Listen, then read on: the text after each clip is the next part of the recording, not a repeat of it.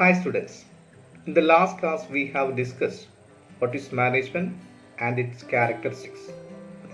I think all of you got the idea about management. So today we are going to discuss with the principles of management. So we can see a lot of business around us and some of them were well established and some of them are not much flourished. So why this happened in the same industry? So from this case we can clearly understand that the managerial success of every business or every industry is driven by the management principles. Here the question arises, what is management principles? So it is nothing but a statement that driven the management to thinking and action.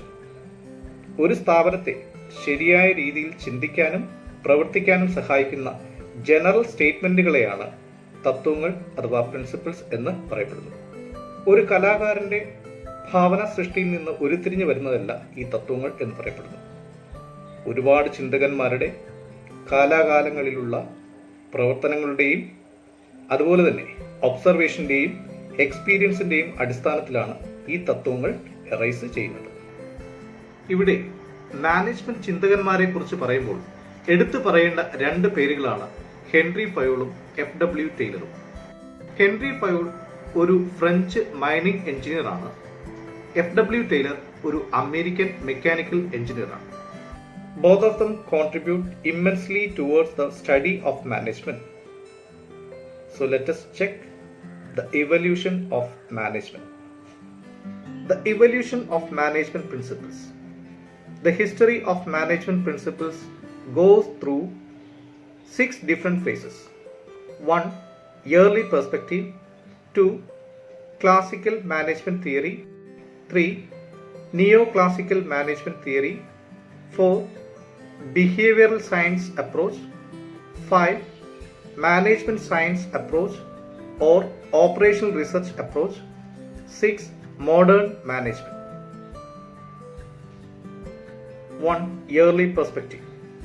BC 3000-4000 വർഷങ്ങൾക്ക് മുന്നേ ഒരു നൂതന ശാസ്ത്ര സാങ്കേതിക വിദ്യയുടെ സഹായമില്ലാതെ വെറും മാനവ വിഭവശേഷിയുടെ അടിസ്ഥാനത്തിൽ ഇത്രയും വലിയൊരു പിരമിഡ് കെട്ടണമെങ്കിൽ തീർച്ചയായും ആ കാലഘട്ടത്തിൽ ഒരു സ്ട്രിക്റ്റ് ആയിട്ടുള്ള മാനേജ്മെന്റ് പ്രിൻസിപ്പിൾസ് ഫോളോ ചെയ്യാതെ സാധ്യമാകില്ല എന്നുള്ളതാണ് ഏർലി പെർസ്പെക്റ്റീവിൽ പറയുന്നത്. 2. Classical management theory. Rational economic view, scientific management, administrative principles, bureaucratic organization are main features of this stage. ഈ സ്റ്റേജിൽ നമ്മൾ ഓർത്തിരിക്കേണ്ട 3 ചിന്തകന്മാരുടെ പേരുണ്ട്. 1. FW Taylor, 2. Henri Fayol, 3. Max Weber. FW Taylor is known as the father of scientific management. Henry Fayol is known as the father of administrative management. The Max Weber is known as the father of bureaucracy. 3. Neoclassical approach or human relation approach. From the limitations of Taylorism and Fayol's administrative principles, a new approach arises that is called human relation approach. So as per this approach, the human factor is given more importance rather than anything. 1927 മുതൽ 1932 വരെ Elton മായോ western electric കമ്പനിയിൽ നടത്തിയിട്ടുള്ള ഹാവ്ത്രോൺ എക്സ്പെരിമെന്റിൽ നിന്നാണ് human relation എന്ന approach ഉയർന്നു വന്നത്. 4th one, behavioral science approach. This is the improved version of human relation approach.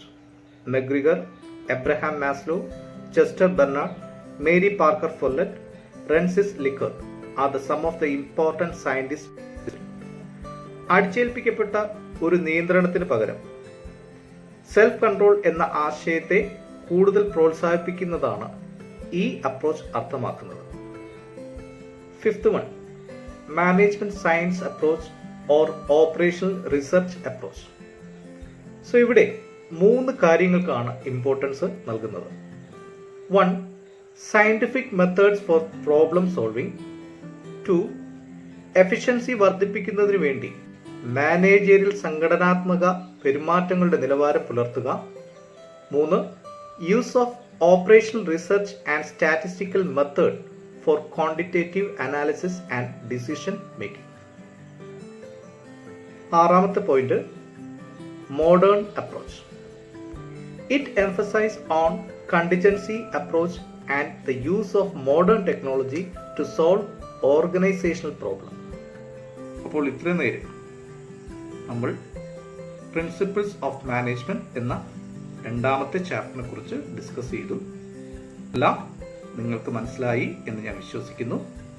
നാളെ മറ്റൊരു ടോപ്പിക്കുമായി നമുക്ക് വീണ്ടും കാണാം. Till then, bye.